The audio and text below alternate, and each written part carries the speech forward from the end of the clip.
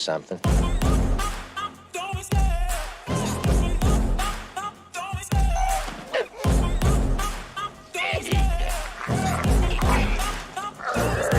I love the chase and the hunt, and I set the pace when I'm running. I always take what I want and I always give it 100. Don't need a bank, no I'm funded. Play the game like it's nothing. I'm always thankful for something. Don't take for granted, stay humble. Now wake up!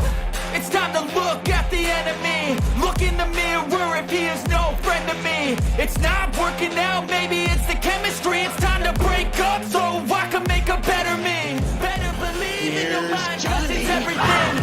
You can mold, shape, find almost anything. All it takes is some time and some clarity to find your identity. It's mind over everything.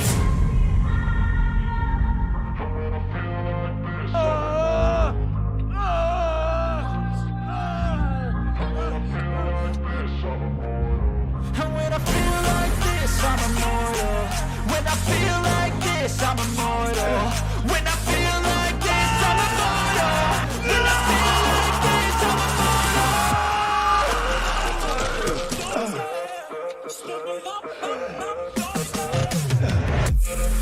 You got to ask yourself one question. Do I feel lucky?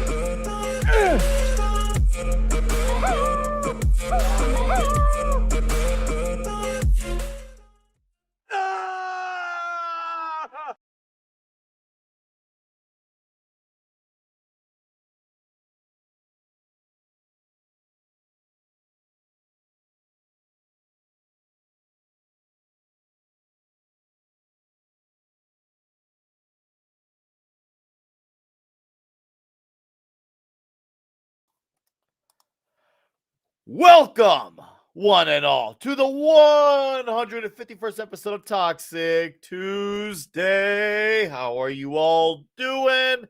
Let's acknowledge those faces. I see a lot of you all up in here getting ready. What's up, Emperors NM, 11 Alpha, Humphrey Bear, RJ Godzilla, 81, Darth Viewer, Dave C, Benoit Juggalo, Death Cock. How's it going? Scribe Light. What's going on, Scribe Light?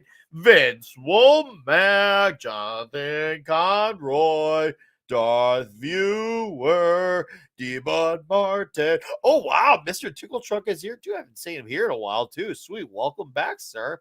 Nice to see you here. Cavatino Cavalryman Jay. Nick for Superior. Now, what's going on? I saw a comment earlier. I'm going to highlight really quick from 11 Alpha. Said, been to the meet street, but did not ask you, so you might not have noticed. There is actually a PT University in Culinary Arts. I did not know that, but hey, you'll learn something new today. And also, because we are dual streaming on the green button, aka the Rumble, I see Vince back there as well, of course, along with Davina Duckworth. So keep in mind, guys, keep in mind, we will be dual streaming here first hour and 15. And then we're going to transition exclusively to Rumble. So you got to go follow us. Like, make sure when we transition, you transition with us. So that way we all transition together. It's going to be great. It's going to be diabolical. It's going to be absolutely huge. And I'm glad you can all be here because, well, Halloween is in 2 days. And I figured, usually, with the month of the spooks, we kind of go all in on the spooks. Well, this movie's not exactly spooky, but it's got a lot of the dark elements and the horror-ish elements and vampires. So I felt like it fit with the theme. And considering that, well, earlier this year, we didn't have Mr. Wesley Snipes come back to his legendary role of Blade in Deadpool and Wolverine. Where do you get that little beauty? Punishers, 18-4. Which Punisher? There's been like 5 of them. There's only been one Blade. There's only ever going to be one Blade. Yeah!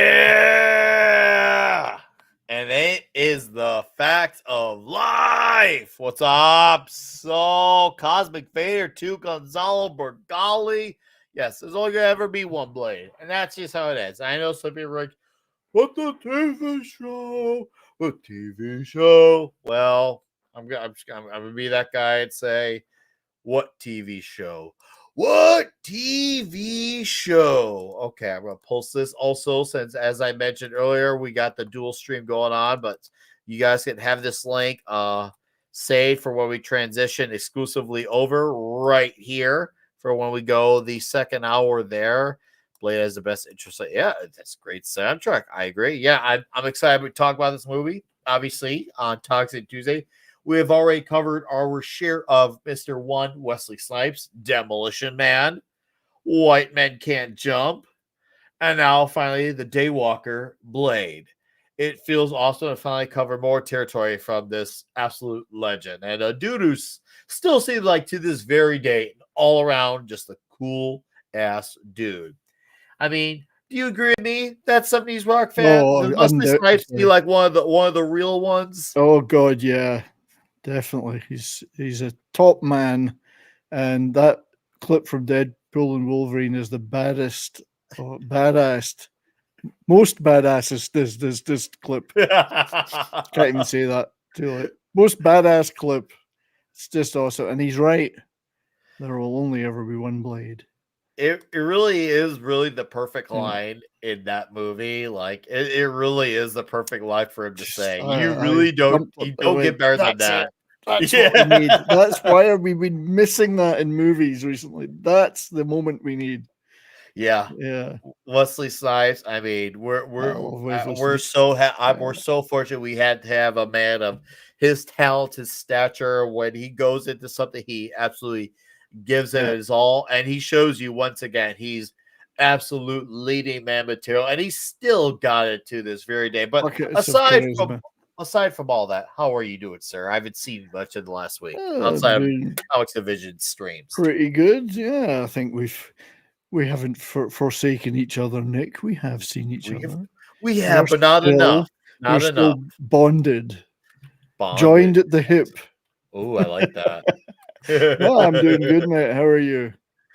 I'm doing pretty good. I'm happy to be here. I'm happy that we got this show. We get to go out with a Halloween bang before we take a week off before next week's mayhem in the world. And then we'll come back next month for James Bond 007 month. That would be awesome. We got 2 Roger Moore, and we got the 2 My name is Bond. James Bond. I wish I could get a Halloween bang. Where do I get one of those? You lucky bastard. I love it. It'd be great to get back to the Bond. Yes, absolutely. Blade, kick-ass. Love this movie when it came out. Absolutely loved it. Must have watched it dozens of times. Oh yeah, it's one of these things you can just watch again and again. It's a sort of movie that if it's on somewhere, you just happen to walk in halfway through, you have to finish it. Oh, of course. It's just it's an essential movie. Straight up, man. It's just one of the ones. And even after all that has come out, still to this very day, obviously we can make some excuses about the CG, but that I feel like is irrelevant when the rest of everything else is so good and so great that you can forgive the shortcomings of its forgive and forget that, absolutely. Yeah, it doesn't bother me. It's just got such badassery in it. Oh yeah, absolute badassery. Lots of great toxicity. All right, let's bring in another dude. He's a keto simple one. What's happening, fellas? Hello, how are you? I feel so close to you guys. I know. I feel like we all got a little closer today. I feel like the show's gonna get even more homoerotic since I feel like I'm in nudge with you guys. It's just like what if I do this? I'm getting crushed between the two of you. I feel like if I do this, I feel like the meat in the sandwich. Well, technically you're the meat. You're the meat between our buns right now. If you think about it, it's like Nick is getting you from behind, dude. I mean, I don't even want to think. A round of applause. How does it feel? So that means if we bring in another man right now, does that guy get to be like the lettuce or the sauce, and you're still the meat between the buns? Starting to get into. I think we could all bring the sauce. Oh. Hey, I was just to keep it more heterosexual. I was very sad about Terry Garr passing today. Oh yeah. When I was a teenager, she was in her prime and she was pretty hot. She was one of my early crushes.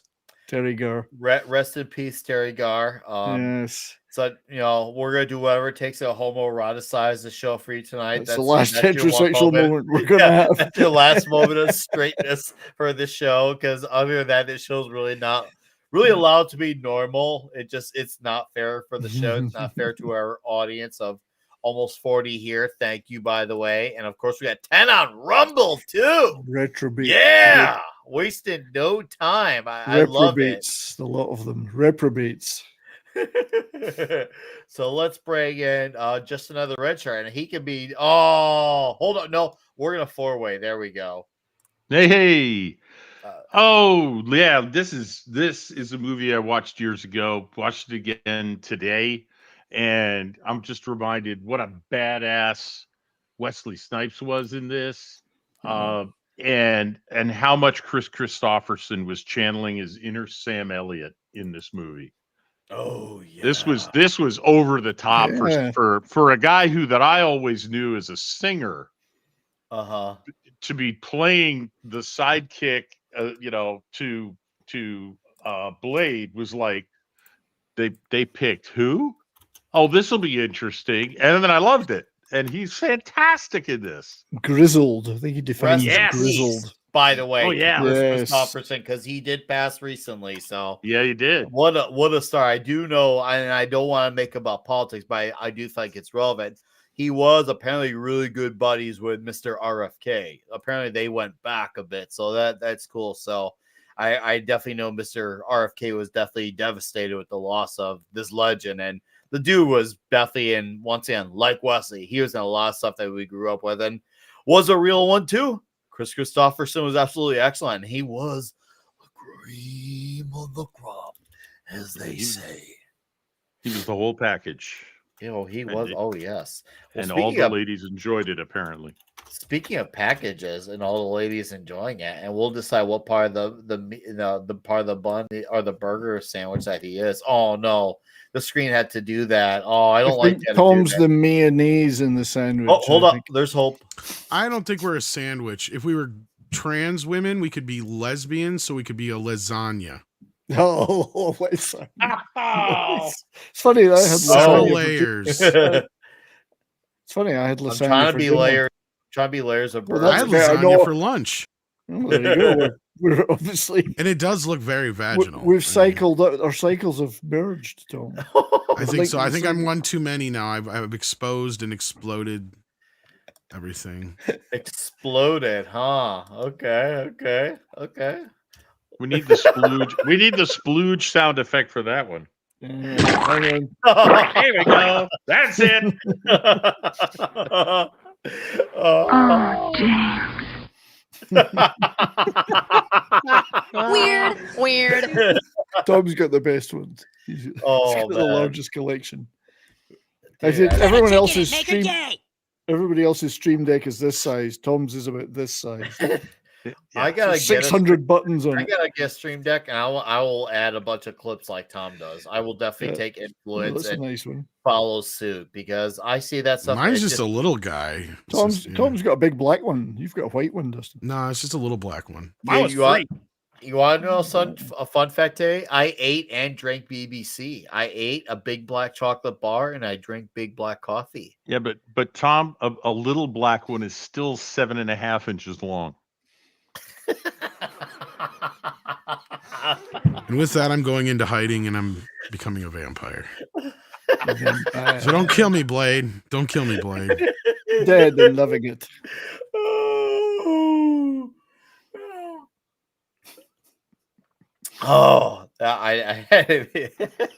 I've always liked the Blade take on the vampire thing, though. I think it's pretty good.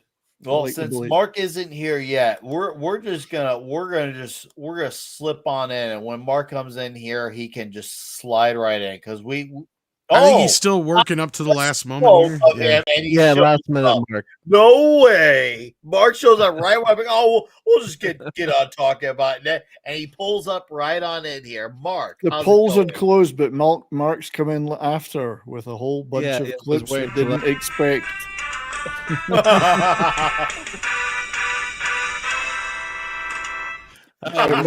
Mark was just doing his research into Tracy Lord's movies. Yeah, and I was so intrigued by her amazing acting ability in this movie that I went back and watched all her old films. Yeah, right. Even the ones you can't get anymore. The ones that they deleted. One, after she was 18. So watching the other ones is probably not something to admit to. Yeah, I was gonna say, if they're out there illegally. Yeah, you didn't watch the whole thing. You just watched the first 10 minutes. That's all you need. Yeah, she made one film after she turned 18. That everything else was pre-18. So I would admit to nothing. A friend of mine told me that the one she made after she was 18 was called Tracy, I Love You. Wow. I have no fucking I didn't know that. We need to really homoeroticize the stream. I don't like the straight direction that we're going in. That time, I heard you coming. Good morning. Oh. Yeah. Oh, that Tracy than Tracy Lord. Suddenly I feel balanced out again. I feel perfectly balanced now, as all things should be. But Mark, how are you, sir? I'm doing very good. Yes. No, I have not watched any of her movies. Just to clarify that, that was a. So, Mark, how do you feel knowing that you're a Yahtzee? Well, yeah, it was. I went to the Trump rally on Sunday, and we watched the media coverage, and it's like, wait, was I at the same place? It's like, I have to ask you, Mark, why do you hate Puerto Rico so much? I mean, it's just amazing. I mean, totally nuts. I mean, God, the comedian just gave a one line off joke. Jon Stewart, actually, I don't usually agree with him, but he was making fun of it today. And then in his book, he's like, offense. Of course, jokes are meant to be offensive, and not that it wasn't even a good joke. It wasn't a good joke, but it's like, come on, lighten up. It's like, and someone's going to change who they vote for. I mean, because of that. I mean, really? I mean, and it was such a minor. It was a 2-second thing, and most people, people actually booed it or like, what are you saying? Actually, it was kind of educational because I had no idea there was a garbage crisis until that joke. Yeah, because of that joke, now I learned about that. So like, he wasn't wrong. That's the other hilarious part is how they're all going like, "Oh, the racist! He did a racist!" It's like, well, if you actually check into every joke he made, what makes jokes funny is they're true. Yeah, there's a little bit of truth in it. There's got to be a kernel of truth for the joke to really fly. Yeah, really Rogan had a teenager on that had made a device that's like cleaning up that plastic stuff. Yep. Good. Yeah, because it's just. It wasn't. They had the national anthem, and that guy came on. I can't. He roasted Tom Brady. He's like a Tony Hinchcliffe. I watch him every week. I watch Kill Tony every week. Like a modern day Don Rickles, I guess, is the best way to explain it. If someone has, he's a roast comedian. He just picks on anyone. So maybe it wasn't the best, choice for the crowd to warm up the crowd. Well, I think he should have had a better build up. I think if he had buttered up the crowd a little bit better, I think he would. I think that would say that again 5 times fast. I think he should have just buttered up the crowd a bit better. Buttered up the crowd a bit better. Buttered up the crowd a bit better. God dang you! You are hired as a DJ, my friend. Can you say booger? Seriously, it makes a difference when you apply lube, Tom. Can you say you've never had a better bit of butter on your knife?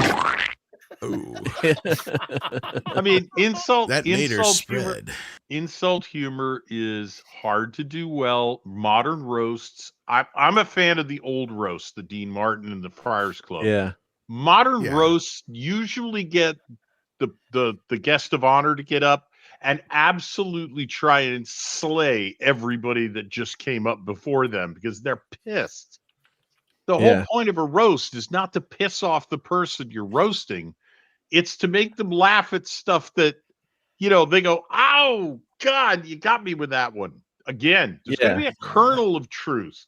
The line from Ricky Gervais, Leonardo DiCaprio went to the premiere of The Irishman, and the movie was so long that by the time it finished, his date was too old for him. Yeah, that's awesome. That has a kernel of truth. And Leonardo DiCaprio, they cut to him, and he was laughing at the joke. He's got a collection of Tracy Lords movies on 35mm. I'll tell you what, but we don't talk about that, Brian. So, Mark, you got the slip and slide ready? Yep. Give me 2 seconds. I'm getting it loaded up. Yep. I'm ready for you to get it. But anyway, yeah, I'll just say, yeah, Go ahead, the route. on your thoughts. Yeah, close with it. Yeah, no, the ride was a lot of fun. Elon Musk was amazing to see, and you just think of how incredible he is. And yeah, the crowd was a fun. It was a fun crowd. It wasn't like we're gonna the making into this Yahtzee rally was just sickening. Is this the worst goddamn thing? So you didn't appreciate the Panzer Division drive-by then? And they didn't. He didn't say we were going to invade the Sudetenland.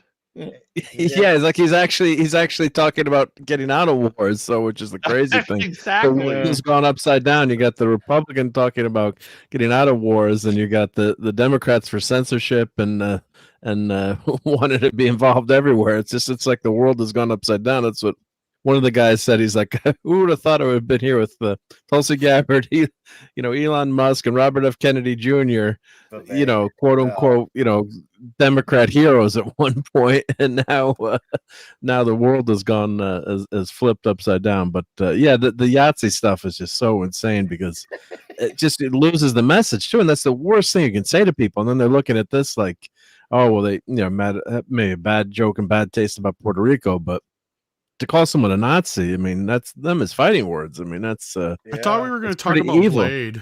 Yeah. He's totally on his final words. Yeah, here now I got the slideshow on you. All right, Mike. I say, Mark, slide it in. Slide it in. Yep. Here we go. There's been a lot of blood, so just be careful, everyone. All right, because every moment in our life is built up to when you put it in there. So this is gonna be big when you land. So we're all counting on you. You got 5 men counting on you. Yeah, well, I hope I land correctly here. Yeah. Oh, yeah, we feel buttered. You got the 4K art up there. Oh, look at that. Well, you brought up the CGI. I was watching. I didn't get a chance to finish it, but I was watching the movie earlier, and some of the movie looks really great. I mean, some of the CGs, whatever. Then there's some shots that are literally digitized. Like I'm like, what the fuck is going on here? Tell, so, yeah. I have no idea. What movie was this? 98 or 98? That's the problem. It was in that funky era. It's funny because when I first got a DVD player, I talked to my dad because where he worked, they actually had this deal where he could pay out of his paycheck for a computer, and it would be completely interest free. So I talked him into buying one of the higher end it had a big ass screen. It was one of the first DVD players in it and all that kind of stuff. And I could hook up all kinds of shit to it. And it was really fucking advanced. It was crazy. So went and bought DVD player. Yeah, that was the big thing. And that was unusual back then. That was the first time I watched the DVD was on. It was actually, I think they even $600. I think they even advertised it as the first computer with a DVD drive built in. Plus, it had an actual monitor, not a television, but a monitor that was 25 inches. That fucker was a monster, right? Like you got to imagine it was twice as deep as it was wide. Okay, so they were heavy too because it was high res. Oh, God. High res, yeah. It probably weighed half as much as I did. So that's exactly it. It was high res. So I got kind of spoiled on DVDs early on. I was seeing DVDs in like high res in a way that I wouldn't see them on a normal TV at first. But my first 3 DVDs I bought, went to Best Buy and I bought Austin Powers, the first one, RoboCop Criterion Collection, and Blade.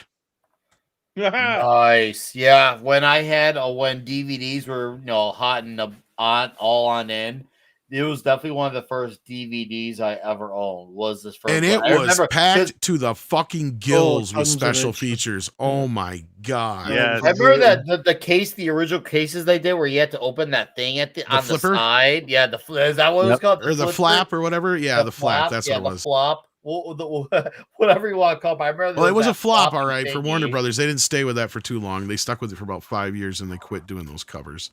I remember they had several different names, but yeah. That was one of the first movies I owned. It was cool. Like, I have Blade on DVD, man. Hey, dudes, you want to come over so we watch Blade on DVD, man? It's gonna be cool, dudes. It was cool because I think it may have been my first R-rated movie I owned too, so I felt even cooler and edgier because I own an R-rated movie on DVD. Oh, look, KFC. Oh, look, the bucket. And look, it's the bucket. I'm pretty sure I saw this in theaters, but and I'm pretty sure I had the tape too at the time. But just being one of the first DVDs, like it was a reference quality DVD when it came out. That was what I was trying to say. But yeah. Well, when I saw the name Steven Dorff, I went, wait a minute, that name looks familiar. And I saw him in the movie, and I went, his face rings a bell too. And I'm going to throw it to that 70s rock fan to say where I saw Steven Dorff before this. Had he already been in Backbeat by this time, or was that? Yes, after? he had. Oh, he had by this time. Okay, yeah, that's where I saw him. I've always thought he was a great little actor. Steven Dorff, he's a good little actor. Wasn't he kind of more of a musician than he was an actor at first, though? Wasn't that? He was, yeah. He was kind of into that, but which is, I don't know. He just picked up certain roles, and then I've always thought he's killed it and everything. And he's great in this too. Yeah, he's great. And the fact that he started as a musician is a little odd, considering that he played Stu Sutcliffe in Backbeat. He did. Well, I think that's why he got the role. Like that was what I was thinking. Yeah. He's great. Fab. Well, getting back to the DVD thing real quick. Oh, there she is. I used to buy so many DVDs. There you go. If you want to embiggen me for 2 seconds, Nick. We had those at the store. Those were lifesavers, brother. So this is, you bought like 2 or 3 or 4 or 5 DVDs each week. So that one side, the fatter side was for the outside, or that little, and then the other part was for the inside of the DVD. So they sold, DVD opening tools for first world problems. So we actually had those at Movie Gallery, and they would disappear constantly because we'd steal them. You'd steal them, right? Yeah. But that's how far the DVD, that's industry crazy, dude. That's nuts. Oh, he'd even done Space Truckers before this. That was a good movie. I like Space Truckers. Yeah. Space Truckers is fun. Yeah. No, we almost need to do like another Toxic Tuesday, but like a B level Toxic Tuesday, because that's the kind of movie that would be perfect for that. It would. You know what I mean? I think that sounds it's like not a movie idea. well known enough to where you can pull in on a standard Toxic Tuesday, but like a B movie Toxic Tuesday kind of thing. I get do movies like Ghoulies and that, and like Death Race 2000, and maybe. Well, I've already got all the materials for that because I did a show. There you go. See, okay. Tell us what you guys think out there in the chat. Would you support us if we did a B level Toxic Tuesday? Well, we got to come up with a different name for it to give a separation. Slightly offensive Sunday. It would be hilarious. It'd be like Toxic Tuesday B movies, Toxic Tuesday on Thursdays. Or something like that. Yeah. Because that's what I always loved about like when you had Thursday night football on Saturday nights. That's right. Yeah. Mildly toxic movie this Thursday.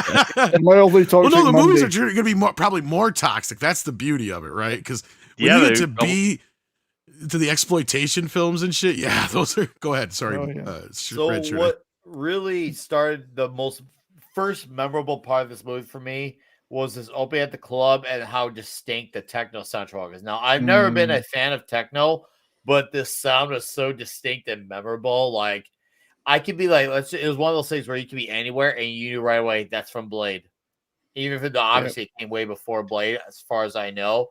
But I always affiliated that techno tune with Blade. To me, it was just like, of course, vampires would be these artsy fartsy scene people. And I don't know if it was the new or is this the New Order music or is that later in the movie? Oh, I can't remember. Yeah, I can't remember. I have a copy of the soundtrack, but I but have no idea. It definitely nailed the soundtrack of the time because you had a lot of the techno stuff. You had the goth scene, the industrial. Well, what it was kind of an extension of the art scene of like like the Greenwich Village scene and all that kind of stuff. And that's what I kind of dug with it.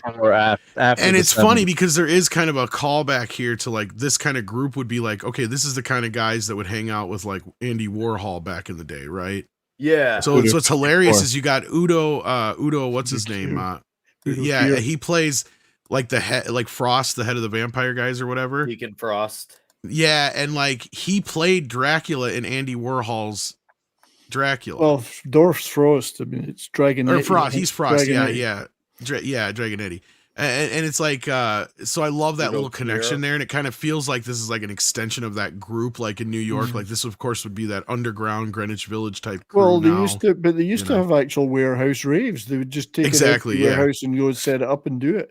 And that was another thing. Well, like Studio 54 and all that shit too. Raves yeah. were raving, no pun intended, raving huge at this time too. Like they're still going on into 2010s, but as far as I guess you could say, as far as like mainstream attention, they was really peaking at this point. It really was like popping off at this time. So speaking of peaking and popping off, there's Tracy Lords.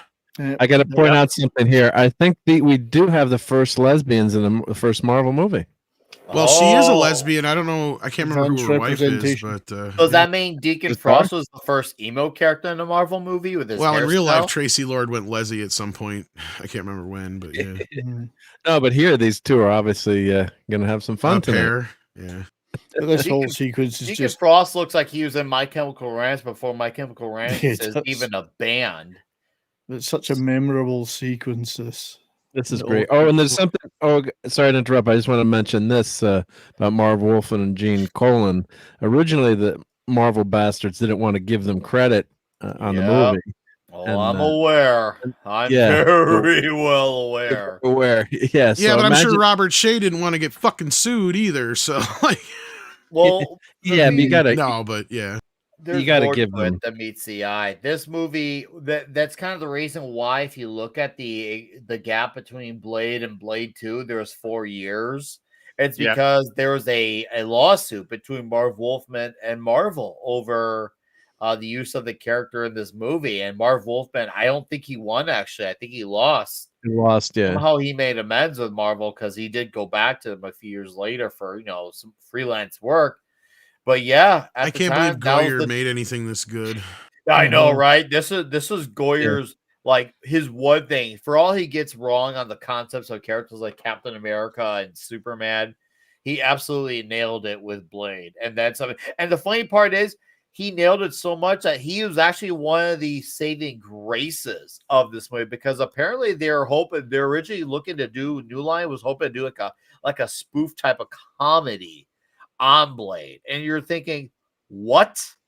Why are you wanting to do like a comedy horror type of movie on Blade, a vampire hunt? But yeah, that's what they were going for. And then it was actually Goyer, of all people, he was like, no, we gotta go all and make this a very serious action movie that kind of borderlines on horror at times. And I guess you could say, to a point, he kind of saved the movie in that regard. I can't believe I say that, Bob, but hey, credit where it's due. Even David Goyer. It's round about this time that the guy with the beret realizes he's come to the wrong rave. Do you guys know who the other two choices for Blade were? Well, one of them was Lawrence Fishburne.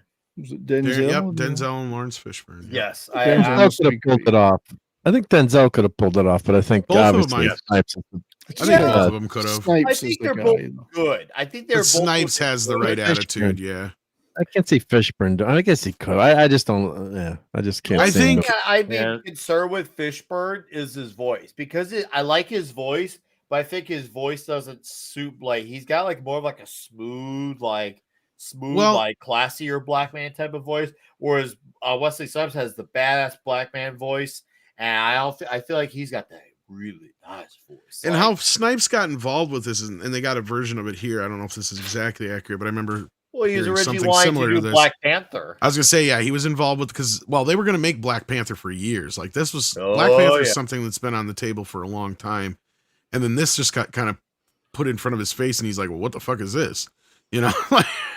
And once he heard the concept, once you hear the concept of what it is, who wouldn't want to make this movie? So I got to get this. I got to get this out there early. This is one of two superhero movies, comic book hero movies, Blade and Hellboy, that I really liked without having any concept that they were derived from comic books. Well, that's the beauty of them, right? Though, is that they don't have the pedigree of a normal comic book movie in that, and that was that era of things like The Crow, Hellboy, even to an extent Spawn. Blade fit right in with that. Yeah. Yes. And it works even if, I know almost all of you guys are fans to one degree or another of comic books, Marvel, DC, and independents. And so I'm sure everybody, all of you are thinking about this in terms of Blade, the character in the comic book.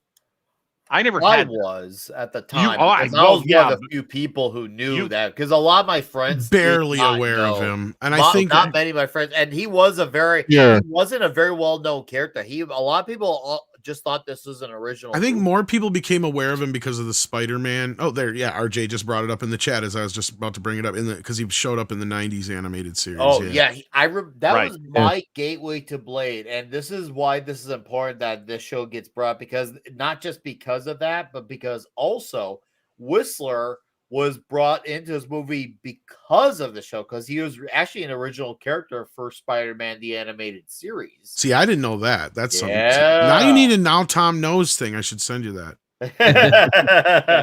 Now Tom knows. You need it. I was today years old, Tom. But yeah, I just learned that. Yeah, Blade was created in the early 70s. He hasn't actually had many comic runs. He's had probably about as many as, let's just say, like, I do believe Eternal. I have a picture of him from his first appearance, and he looks much different than he does in. He ages very slowly, though. He had an early to mid 90s run early at that time. I can't remember how long it went, but of course, Marv Wolfman and G. Colin created the character. Those were the guys that created the character. Yeah, but he was more sporadic, kind of like certain other Marvel characters where they would have, mini series or series that were ongoing for 12, 18, 24 issues. I believe this is from his first appearance here. You guys can share Let me see it. I'll see, because it was a Tomb of Dracula number 10. All right, I'm sliding you in. Yes. Because they originally was going to go for like a British thing. And then they end up going with the Americanized thing. So you would be accurate with this image. This is from Tomb of Dracula. Great art, by the way, too. Ooh. The more Tom knows. All right, let's embiggen Mark back up. Yeah, let's bring that back up. up. Whoa. The other embiggen. Oh, okay, hold up. It's this new program. You got to get used to it. Yeah. It's like riding a bike. After a while, you'll get it. There we go. There we go. And here's our man coming in, ready to kick some ass, take some names, and he mollywops the shit out of these people. He looks like great. Ironcaster. Doesn't that guy look like Ironcaster a little bit? Yes, he. I second that. That's Ironcaster in a different hat. That one there sounds a little bit like Ironcaster. No. Which one are we talking about? Do not tell Ironcaster. I could have sworn. I'm like, shit, Ironcaster. Well, look, does anyone know what Ironcaster was doing when this movie was made? I don't remember seeing him, so maybe it is him. Yeah. What I want to know is what he was doing before this movie was made. I don't know, but all I know is he couldn't get any handies because he lost both his hands in this movie. So it was definitely not a lack of handies. And that's definitely something that definitely would have disappointed Handy Randy. It was the lack of handies. Yeah. Well, his hand keeps getting cut off, right? Yeah. Yeah. I can't get This a handy insane. no It's more. so kick ass. I remember being in a movie theater. My buddy from high school, Brian, who I'm still very good friends with, and God, and he's my friend who has OCD and can't sit still. So I always told the story when we went to see the first Hulk movie. He's like, "Are we in the right movie?" He was going crazy, like, "Where's the action?" So this movie, we're like eating our popcorn, going nuts. I mean, just God, this was a fun opening, and finally see I knew it was a comic book character. He didn't, but see this kick-ass vampire hunter. God, it was so good, and yeah, the scene is just wow, it gets you right in the movie, and you're like, holy shit, this is great with that blood. Blood storm comes down. When you look at Wesley Snipes, it's not often that it seems like the perfect guy is cast that looks the part. Yeah, never mind just how well he acts, or he looks like you would imagine a Blade to look like. And I didn't know the comics, but I immediately bought him as that character. And that guy is cool as shit, Yeah. How cool is this guy? No, he's freaking perfect. I remember seeing these scenes come to life. It blew my freaking mind to see this all happen. I'm like, holy crap. I'm seeing a movie based off Blade the Vampire Hunter. He's kicking ass. And you even watch now a lot of these action sequences. obviously outside a lot of the CGI, the action sequences still hold up. It's awesome to see him kick ass and take names, and see him be cool with all his gadgets and swords and guns and all the cool looks and the stances and the poses. And oh man, I feel the energy from this movie. This movie really gives you like a sense of excitement, even though it's a very dark, dramatic movie. There is a flow of excitement throughout it. There is a sense of like, dude, let's freaking go when you're watching this movie. You feel it with this movie. You mentioned the gadgets. I feel Charles talking about right now. Yeah, who doesn't love gadgets? I mean, it's kind of like a dark Batman kind of in a way, right? With all those gadgets and gizmos, and then it gets into like a sci-fi horror realm too, with the with the blood work, and then the nurse or the doctor and all that stuff on the in the background, which is kind of cool too. So it adds like a modern take on it, and they explain it too. And it's hokey, of course, in real life, but the vampires everywhere and they own everything, and pay it off. I mean, you got to have that too, But and then after you watch this, like I remember that night we're looking around looking for tattoos on the back of people's necks. They're marked by vampires. Like Brian, we got to watch out, make sure there's no vampires around here. Better order freaking garlic tonight. It's like you start thinking, but vampires are based in the old folk tales, and there's some glimmer of, I don't believe in vampires, but there's got to be some freaky things that happened. We all know the story of Vlad the Impaler and how those legends are born, and they work because you can kind of imagine it, right? I mean, freaking mosquitoes, there's vampire bats. I mean, there's creatures of nature that suck your blood. So, for the human Impaler, I just got my Matt Wagner, Kelly Jones Dracula. I'm gonna zoom in on myself really quick. I'm gonna read it Thursday morning, but Dracula, the book 1, The Impaler, Kelly Jones and Matt Wagner. I resemble that book. Can't wait to read this because we can use a good spooky story right now. Isn't that Book? Oh, Book. Oh God, this again. We're all missing from the screen game. But Cavaltino, Cavalry Chairman Chase, how hard is Nick right now for Blade? Huge! It's gigantic. Gigantic. That is how hard I am for Blade right now. Just imagine it, or maybe don't imagine it. But I'm just telling you to just go with the flow here. Just really go with there we go. Now we can see our wonderful faces. I'm gonna put us up above the thing. But man, dude, come on, the swords. Oh man, the movement. It's so cool. It's so stylish, and it's great because it was sandwiched right in between The Crow, which was a few years before, and then what comes 1 year later, The Matrix.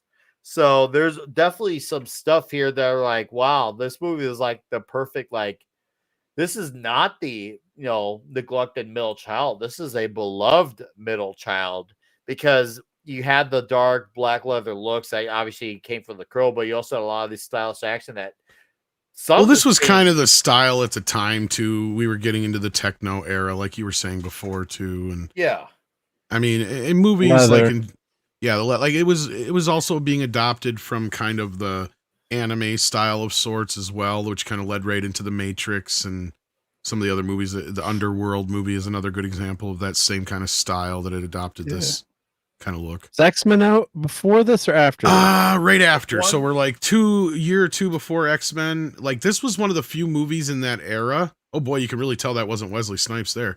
That's Donald Logue, isn't it? Is it that there? But no, it was like there, right there. That shot, that's like a stuntman or something like that. You could tell it wasn't Wesley. Yeah, that's not Wesley. I mean, he doesn't do every single scene himself. No. You've just shattered my illusions. X-Men was 2000, RJ Godzilla. X-Men was 2000, because then X2 was 03. I remember. Yeah, I was going to say it was like 99 or 2000. I know that. And then Spider-Man was 2002. Yep. X-Men was July 2000. Wait a minute. You mean in Major League they gave him shit and they were lying that he claimed to have done all of his stunts? That was, well. maybe that was part of the joke. But yeah, that's, I mean, they said, you can't have, a costume, and superheroes can't wear their costumes, right? Of course, Blade, costume was perfect anyway, because it didn't seem like a, typical costume. When X-Men came out, there was a joke about, wearing the leathers. It's just like a biker suit with a tactical vest and a trench coat. Yeah. But we finally did get Wolverine, and it took just till this year to get 24 plus years later. Yeah, to finally get Wolverine is actually in a costume. So yeah. Blade was not only 1998 to be historically accurate. It was August of 1998 when it was released in the cinemas. It was supposed to come out in 1997, but it didn't come in. I mean, they had some issues that caused it to be delayed, and it seemed like it worked out because the movie probably would have been tied to the stigma of, what was it, 1997? Batman, Robin, and Spawn. Both movies, obviously. Well, that was what I was about to say. Is this is one of the few bright lights in that era, right? Because we were talking about this just before on Mead. Yeah. About the comic book movies and how they ebbed and flowed throughout the ages until we got to the MCU era. They're pretty much post Spider-Man era, whatever you want to call it. And yeah, I mean, we can't overlook the fact that at this time, and I think even Wesley Snipes has admitted to this, that basically he was kind of difficult to deal with, and he has grown and learned a lot since this era, because he was a bit of a diva and a pain in the ass in this time period. It got so bad during Blade 3, right? Like, I'm sure we've all heard some of those stories. Well, apparently him and Ryan Reynolds had issues at the time. Now they're buddies now, and obviously it's beyond water under the bridge. But at the time, yeah, there was issues between the two on the set of Blade Trinity. And apparently him and Steven Dorff had some issues too. So they weren't just like rivals on screen, but there was even an off-screen rivalry between the two too.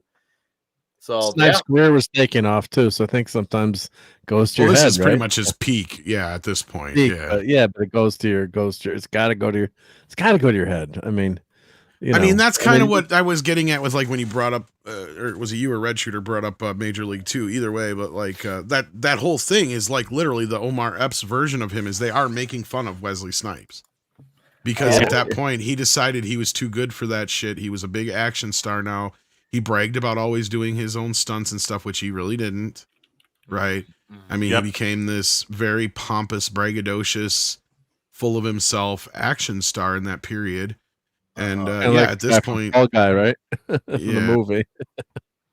He had done Passenger 57. He had done what else at this point? Like a couple other things, but like this is probably his peak box office wise, I'd imagine.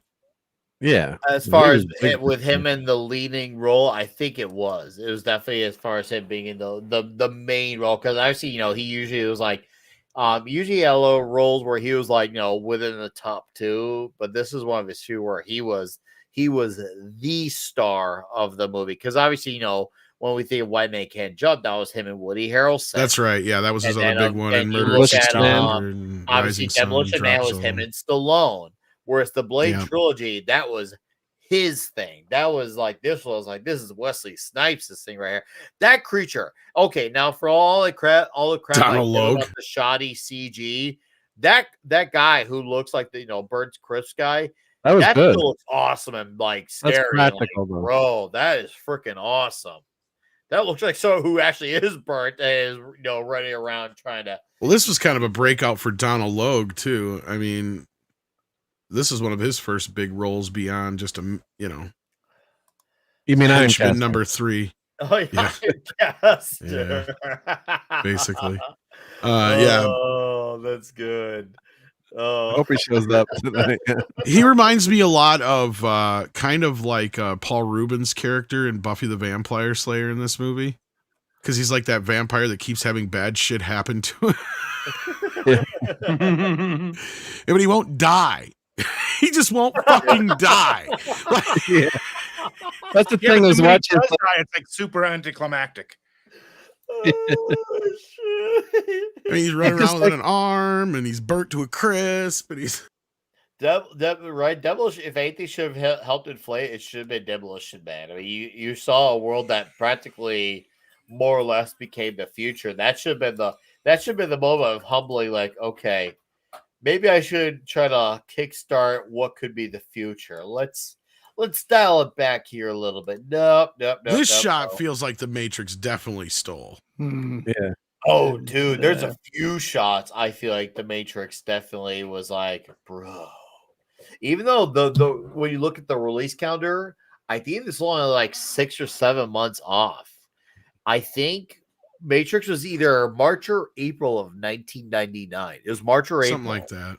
So at the very least, it was 7 months, maybe 8 months. All I know is that the Matrix didn't really start picking up steam until right around the same time as Phantom Menace. And I believe, and this is my theory, is I think the part of the reason that word of mouth started getting around about the Matrix was the spillover from people who couldn't get into Phantom Menace. Because there was a couple showings where me and my buddies went to go see Phantom Menace, and we ended up seeing like Austin Powers instead. But we almost ended up seeing Matrix one time. So, but we didn't. I didn't get to see it till video. But I think that's what ended up happening, and then word of mouth started getting it, because that was where I ended up hearing about it too, was from one of my buddies. I was like, we were thinking about seeing it. He's like, no, you gotta see the Matrix. He's like, in fact, I'm not going to tell you anything about it. I'm like, well, I want to know what it's about. I don't really know anything about it. The trailers are they just look weird. Because I know for those guys, for you guys who may not have been old enough at the time to remember, those trailers were very ambiguous. Yeah, like they're even their main website was "What is the Matrix?" Yep, I remember that. It was, and they managed to keep it that way up through the video release and DVD release, because I couldn't believe it how people were able to keep that a secret with the internet and everything. Like, people loved the movie so much that they didn't want to tell people. They just said, "We're like, go see it. You just got to see it." Yep. Wow. Yeah, but it would have been such a spoiler to tell anybody anything about the Matrix. Yeah. To what the Matrix was, that you all you could say was, no, you just have to go watch it. Yeah, it really is one of those movies. That and The Sixth Sense was another one like that too. At that exactly. Time. Yeah, exactly. Like, don't tell somebody what The Sixth Sense is. Otherwise, they won't go and watch it because they don't need to. Yeah. Or the big twist, anyway. Yeah. Because I mean, I mean, it was in the trailer. The trailer had a hook enough to get you into it, and that was the hook for the Matrix. Right? Was what is the Matrix? Right. That is the hook. The hook for the other one was this kid says he sees dead people. Like, what the fuck?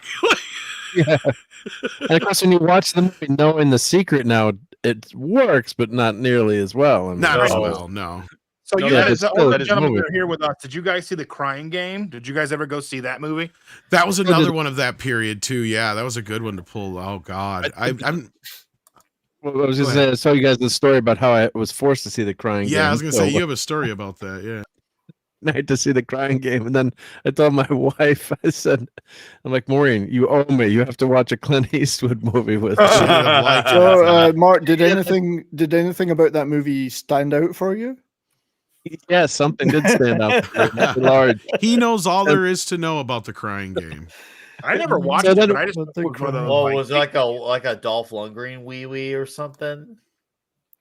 Louis Einhorn. I know. Yeah, Ace Ventura basically stole the plot. Right. Oh, really?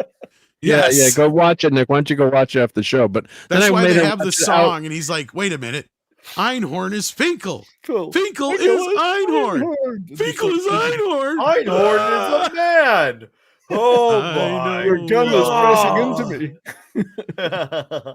I made her watch I Love Josie Wales, and she loved it. I was so mad. Because men know good movies, right? Like women do. No,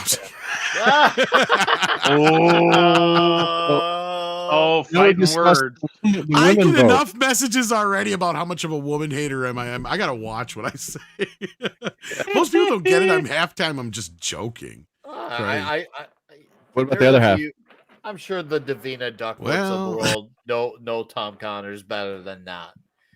So it's all good, Tom. We're having fun here, ladies. Yes.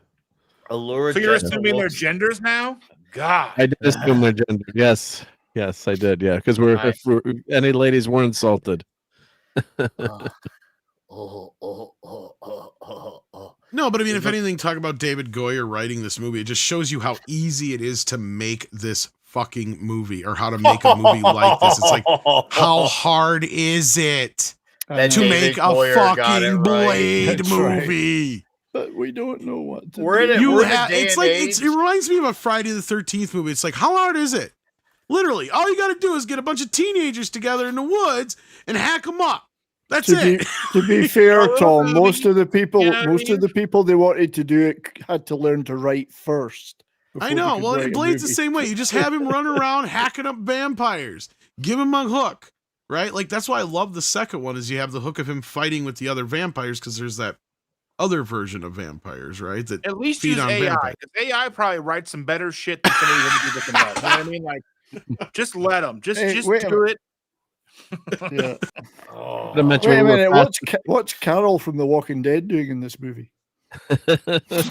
Oh yeah, Darkseid did come out this year too. Yeah, Dishable's had like a surprise ending too. Dark City is awesome. Got a lot of comparisons to The Matrix, yeah. Dark City's great. All right, we're past it, but I just wanted to mention too the freaking cop shooting at Blade with the female the doctor there. It's like just open fire. It's like don't worry about the potential hostage there. It's like right. What the hell is going on in this scene? That was a little nuts. The other we haven't really talked much about the movie. Collateral damage, Mark. Well, there's a lot you can talk around the movie as much as about. Well, and there's the other part is the cure, lot. right? Because she's expecting a cure, and he's like, "There is no cure." Right? Yep, because he missed his chance there. He could have said there is one cure. It's let's just get it on. There's one cure. It's in my penis. And you gotta suck it out. With my special I like when the cop tries to shoot at him. He's like, "Motherfucker, you have your damn mind." I felt like that was like one of his Wesley Snipes moments, and not his Blade moments. The way he said that, I laughed. I was like, he really said it like that, Mr. Crispy. Oh, and he had another great line here. Because they're like, "Oh," she's like, "Hey, Blade's like the worst things out there, vampires." And she's like what? He's like me. I was like, yeah. I mean, yeah, this movie is very nice. Like, and that's what I noticed this time watching it is how 90s cheese this movie is. Oh, I love it. I mean, I know it's weird. Like, if this movie came out now, we'd probably be really dumping on it hard. No, I would embrace its retardation. I probably would too because of Morbius. I know that, but it wouldn't be that goofy. But this does have a bit of a goofiness to it. Oh, that's like, what let's they're not, like. Let's not deny it. What Whistler says of Blade feels heavy. But you're so big. You're so big. Oh, dude, out of context. You got to play the biggest, context, I laughed and I thought right up. You have the biggest dick I've ever seen on a man. I got the clip. I'll have to clip that scene. Yeah. Oh man, we got to put those two together. Feels big. Yeah. Bless you. No, excuse me. I was unmuted because these stupid things always unmute you on like StreamYards. Unmutes at the wrong time. Yeah, right? fucking dumb thing. Unmutes you after you will play a video. I hate that. Every one of them does that, but StreamYards. It's like, how are they not figuring that out? If I'm muted, I want to stay muted. Right? Like, right. All right. I did that too. Yeah, a few times. Yeah. By the way, for our chat on YouTube, there's about 55 of you, which is awesome. Thank you very, very much. We are dual streaming on Rumble. I'm going to post a link in the chat because about, I'd say 15, 20 minutes at most, we will transition over to Rumble only. And you know what? We're with a panel of transitioners, and what better way to transition than to transition with a bunch of men? So I would say, please come out of the closet and transition with us. That is the link right there. You can right click it, just save it, have it open tab. But yeah, that's where we'll be there exclusively for pretty much the last 30, 40 minutes of flippage of the movie, since we got Mark here going at a wonderful, awesome pace, which, by the way, thank you for that. We're going at the perfect speed. And then we'll actually play some extensive clips there. That's the thing. We can actually play full extensive clips. Like, you get full inches there. You get the full girth on Rumble. So, like, you want to go where you can feel whole and feel filled up.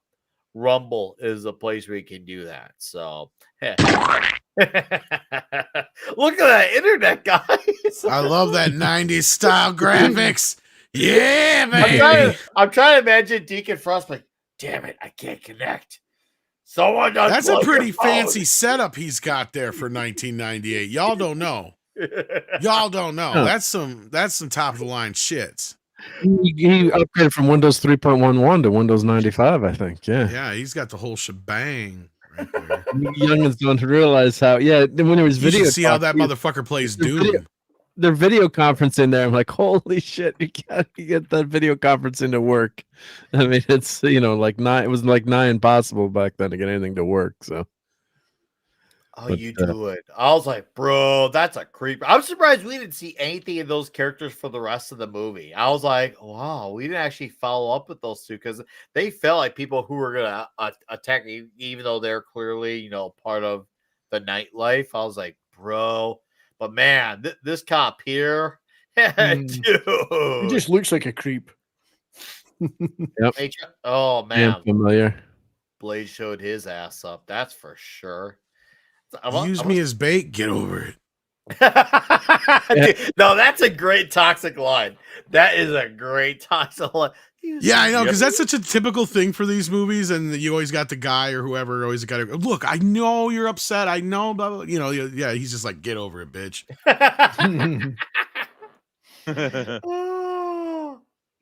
See, we get homoeroticism and we get toxicity with this movie. We got to have Blade and Whistler talking how big it was, and then we got Blade telling her to get over it. It's great. We got the best of both worlds with this one. When rarely do we have in our life, do we have it both ways, but tonight is one of those nights where we get to have it both ways. So this is a very shining dually sword moment. I love the nightlife. I've got to book. We it's a shame that Gary's not here, given we're having it both ways. Yeah, they'd be all over that. Well, if Backdoor Gary was here, I would. Man, I feel like Gary, I don't feel like Gary can handle the snipes. He'd be like, this is too much. This is too much, Wesley. Like he's hanging out with some of our other friends right now, but yeah. Backdoor Gary hanging out with other friends, with his other friends. I love how also he just destroys her play. That's what I mean. He just like freaking talks. He does that everywhere he goes, and that kind of becomes a joke. Like she kind of walks in the room every time. She just kind of looks around, like Jesus fucking Christ. Do you really need to destroy every room you walk through? Like she has that look on her face. Yeah. Look, that's what it was, right there. That one image summed it all up. You can see her kind of like, really? Again? She's like, is this necessary? Like destroying my apartment? He's got that like, shut up. Necessary you go through my underwear like this every time. This guy, he's like half. And that was a good switch that he wasn't a vampire, actually. So yeah, initially you thought he was a vampire. And the people going up in the elevator, you're like, oh yeah, they're definitely vampires. Well, I knew he couldn't be when I first saw this because he's out during the day, but yeah.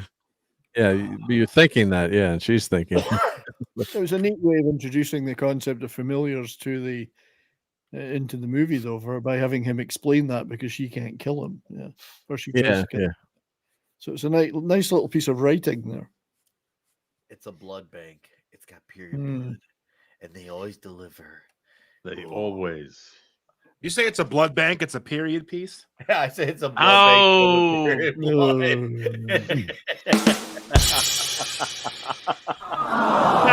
I'm here all night. That joke really flowed. You asked for this. Oh man! Really? Just go with the flow. World you live in is just a sugar-coated topping. It's nothing beneath them. We're losing the audience with these crappy jokes, guys. It sounds like there's more than there are. Well, I think we didn't open for the Trump rally. I think I can save this.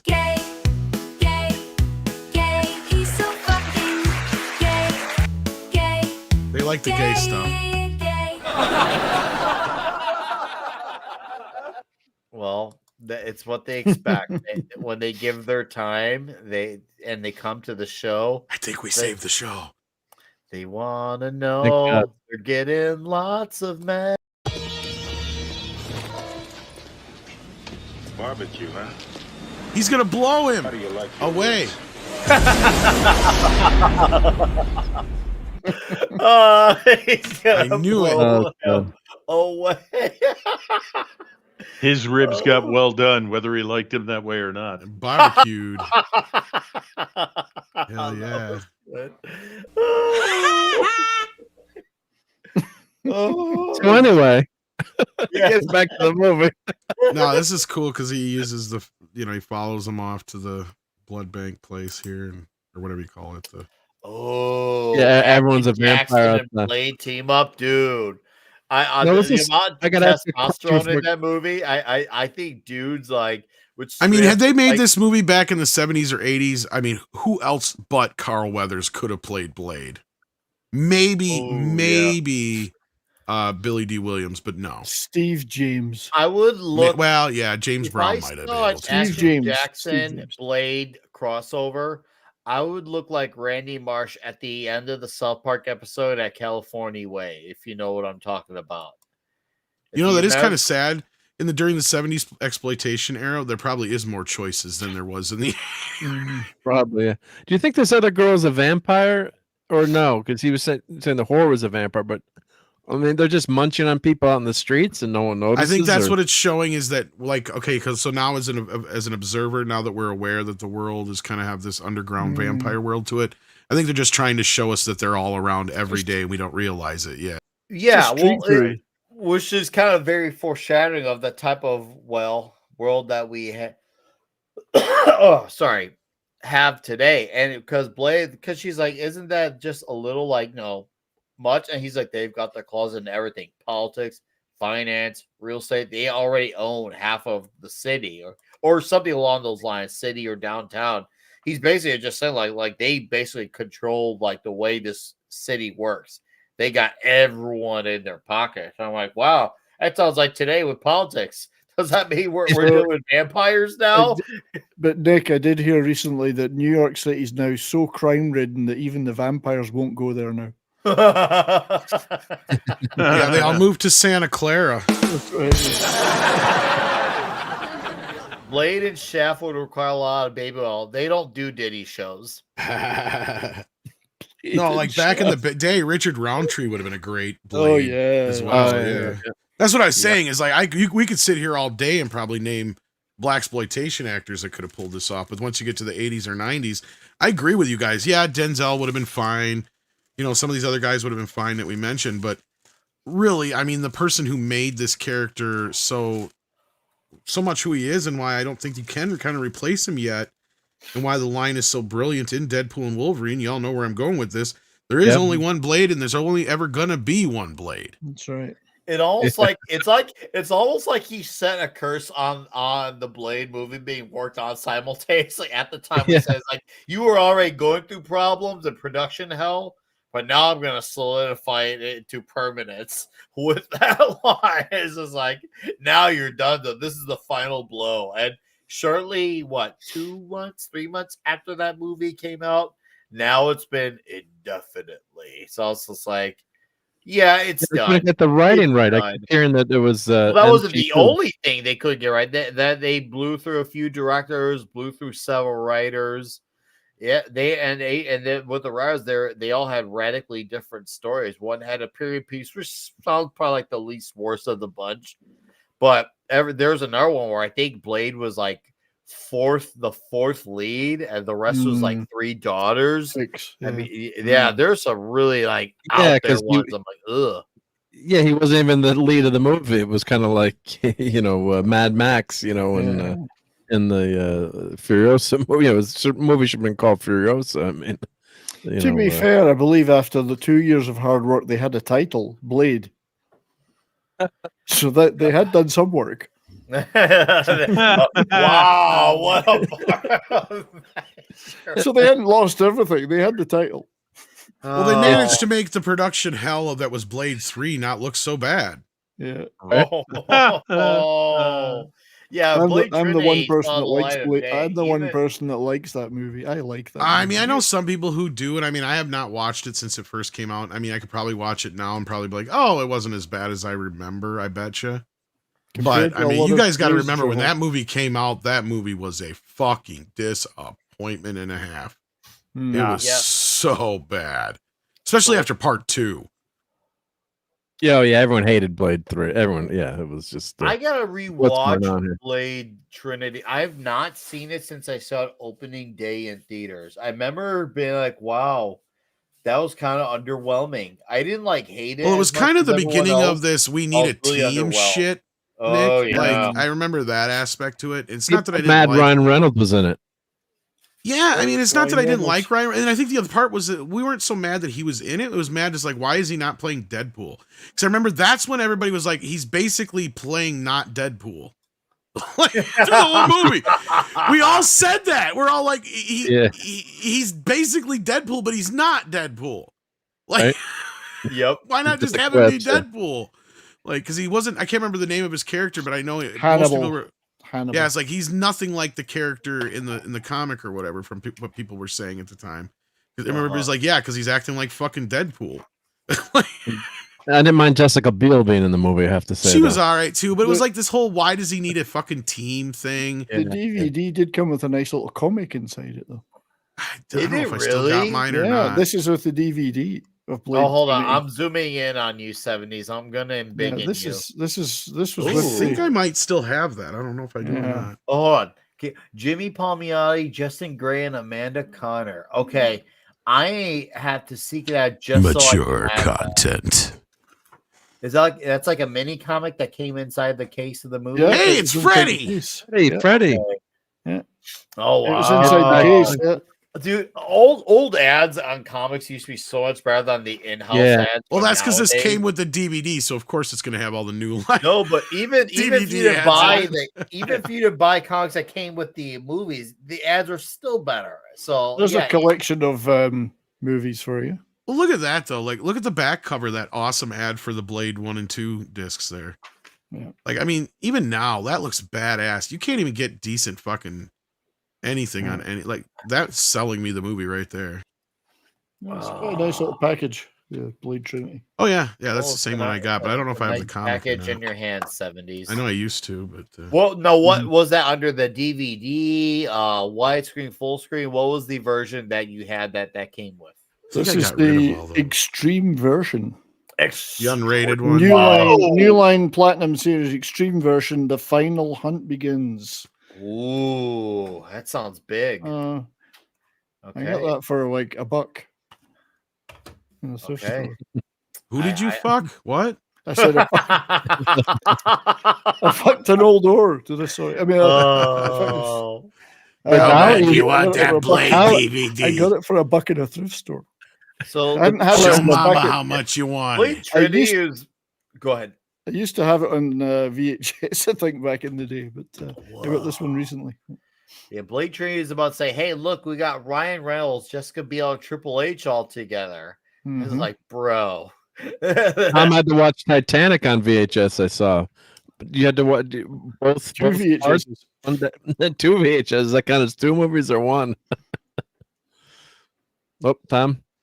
He'll be back. Oh, he'll be back. This is the not blob. When he rented it out, no, that would just be one movie. Go ahead, Dustin. I was gonna say there's this Pearl character was supposed to be there's supposed to be kid carcasses everywhere. Because it was gonna because they would feed him kids because he couldn't move around very well. Yeah. So the kids couldn't get away fast enough and he could catch them. And I'm like, that's pretty messed up. Very messed up. And I got Pearl's just like, he's gotta kill me. You need me. He's just like, we'll have the good time to die with some fucking dignity. I was like, bro. Oh man. There's not a lot of dignity in that life that he's living anyway. So I thought he ate too many Twinkies. No, I mean, I guess it'd be he ate kid heart. So allegedly. Yeah, because how does a vampire get fat, right? I mean, that's what I was wondering too. Shannon and I were talking about that. We watched it together, and how does a vampire get fat? I mean, he had too many carbs, or I don't know. I would think wouldn't he have had already been fat before he became a vampire? Maybe, but yeah, I don't know about that big. That unless that or kid hearts are high in fat. I don't know. Yeah, because it's like I'm an 8,000-pound vampire. I think I can run away from you before you can bite me. It's like. Oh, we did get to see Laura Jensen get thrown from several stories onto a surface. At that one scene, a few scenes earlier, where she dislocated her shoulder.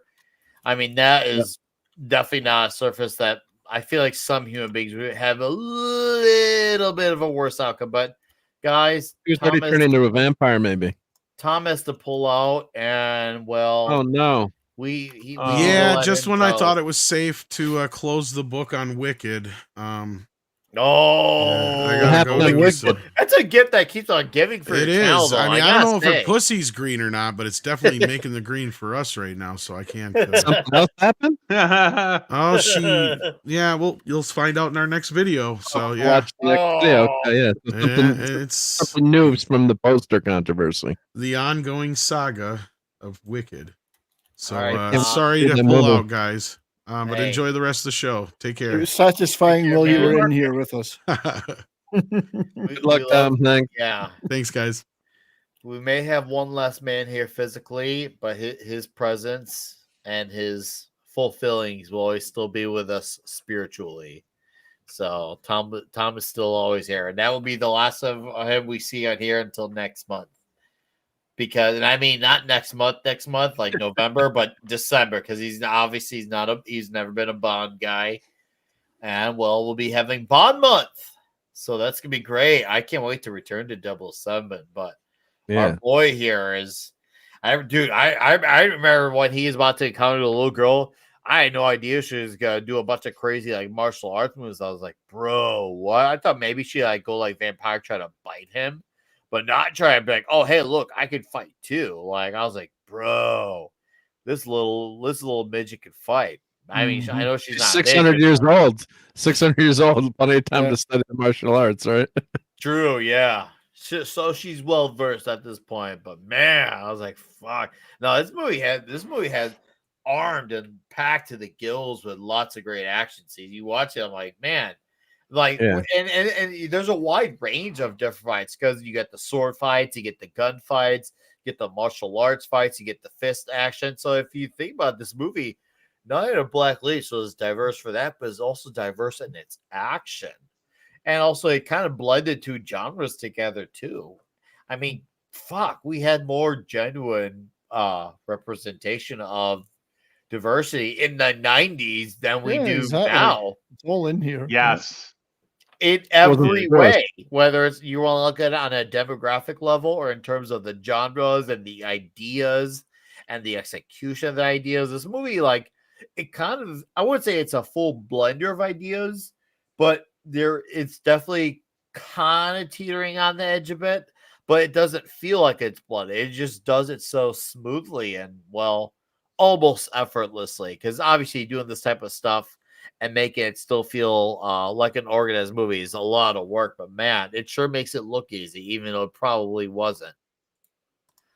Oh yeah. Oh, there's a boy getting hit there, and man, it almost feels like it's almost like Wesley Snipes is like, it's kind of like he's kind of naked when he does have his shades on. Have you noticed that? It's just like, quick, put his shades back on. Put his shades back on. It doesn't look right. You took my arm, man. Well, yeah, you deserve to look your arm. Oh, I love how the one guy gets a hold of his sword and it freaking costs him his hand. I was like, yes. Yeah, that's too much self-abuse gives you hands like that. Handy Randy would know. Yes. Oh, that's right. I've got his big sticker. Oh, this is funny. I think I missed the clip though. I apologize. I don't have the. It's okay. Look and see the smears right there. And they're making a great friend. You're a fuck up. I have to go now. Hey, Matthew Barzil, thank you for being here, sir. Have a great night. He says 10 out of 10 gruesome vampires. Thanks, sir. Take care. We appreciate it. Cheers, yeah. And we got 15 on the green button too, which, by the way, guys, in about hello. Dash Attack with a $5 super chat says, as a fan of the Blade, this made the Black Panther marketing campaign annoying. Glad Best Blade got to come back in Deadpool because there was only one. Well said, dude. Dash. No, that is one thing that really annoyed me. That I remember, and I say this as someone who liked the first one. Not loved, but liked it. I do like it. But that really did annoy me, the marketing campaign where they kept talking about the first black hero. Like I was just like, dude, Blade. And if you want to get on like a sillier angle, you could probably even maybe argue with Steel from, was it Shaquille O'Neal? Yeah. And Meteor Man, Eddie Murphy. Obviously, you could say those are more like comedic, but the point is they were there. And it was not like so annoying because it's like they were trying to play this revisionist history. It's like, well, don't look over there. Pretend that this didn't happen because we need this movie to have this title. It's not like Blade was some minor movie. It made a lot of money. It was a big hit. But even if it was a bomb, let's just pretend that this movie was a bomb. It doesn't matter. Like, first is first. It doesn't just mean that like you just get to cite something as first just because your feelings tell you that. Like, this was a part of history, and Blade beat it by 20 years, 20 exact years, and you're trying to take away that title. Yep. No. Yeah. You get to do that. But by the way, thank you for that, Dash Attack, for the $5 super chat, dude. I do greatly appreciate that. Thank you. But seriously though, you don't just get to do that. And that's, once again, that's just more unnecessary revisionist history. Christ, I'm too old for this. Dude, this train sequence, man, bro. I mean, literally edge of suspense. That's a literal edge of suspense. I was just like, especially when the guy who's not Ironcaster got his face plastered. Dude. Donald Logue. Is that the Donald Logue character? Well, now you got me stuck calling him not Ironcaster. Not Ironcaster. Not Ironcaster. Yes. I'm made for that one. Yep. Nice going, guys. Now I'm stuck with the caster name. We call him Neo Ironcaster. Neocaster. Neocaster. I like that one. All right, dudes, we are going to transition on over to Rumble right now, actually. So I'm going to post the link one last time in the chat on YouTube. So right now, get on going there. We're going exclusive there. So this is where you go make your moves happen, guys, because this is where we're going to have the show go exclusively. So we're going to continue the clippings and we're going to end it on YouTube. And then we're going to actually play clips from the movie there, whichever clips that Mark saved. So, and as we're on the way out, Juggalo says, got passed off work, dropping score. Partners, greatness doesn't show, but my guess is he says 10. And the toxicity score of the Blade character alone is off the charts. And Mecha J is peacing out. It says toxic 7. All right, thank you guys. But all right, we're ending it early, right? So Mike has bad knees. Go up. Where we go? Just go up a few over. Rumble link, my dude. All right, go head on over there. That's where we're going to all transition, so we can actually play clips from this. So this is your heads up. I'm keeping it up for a little bit longer. I'm trying to get you all in here. I'll even be extra generous and post it one more time for you guys. So right there. Oh yeah. Okay.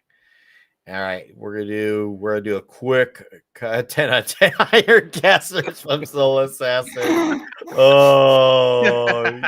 D-Bud Martin has completed his transition. I always suspected he'd be the first. Good. Yeah. I see. All right. D-Bud Martin wants everyone to call him Loretta now. You actually always wanted that. It just has it ever been any different?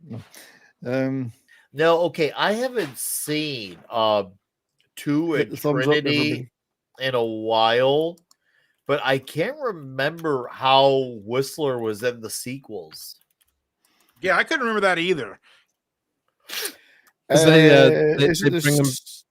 They cure him some, right? They bring him back with the cure or something. That what would happen? It's been a long time too, but I think they played some games with a Cure. Did some, plot mumbo jumbo. Yeah. Well, didn't he comic like, book. he deleted himself, right? Allegedly. Yeah, I can't remember how they brought him back. Yeah, he offed himself in this movie because he was already on the verge of death anyways, because Frost and his minions, they found him and Allura at their hideout, and they took her and they beat the crap out of him, and they left the VHS tape for as a message for him. All right, this is it. We are officially ending on YouTube right now. Thank you for being on YouTube. We are now Rumble exclusive.